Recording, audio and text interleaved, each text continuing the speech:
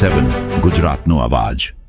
નમસ્કાર દર્શક મિત્રો, i7 ન્યૂઝ ગુજરાતીની સાથે હું છું આપની સાથે પાયલ બામભણિયા। તો જોઈએ આજના મહત્વના સમાચાર। આંકલાવ વિધાનસભાના બામણગામ જિલ્લા પંચાયત વિસ્તારના મોટી સંખ્યાના આગેવાન શ્રી નગીનભાઈ ચંદુભાઈ સોલંકીએ કોંગ્રેસને જાકારો આપી સાંસદ શ્રી મિતેશભાઈ પટેલની આગેવાનીમાં તથા કેબિનેટ મંત્રી શ્રી રમણભાઈ સોલંકીની ઉપસ્થિતિમાં ભારતીય જનતા પાર્ટીનો ખેસ ધારણ કરી ભાજપમાં વિધિવત રીતે જોડાયા।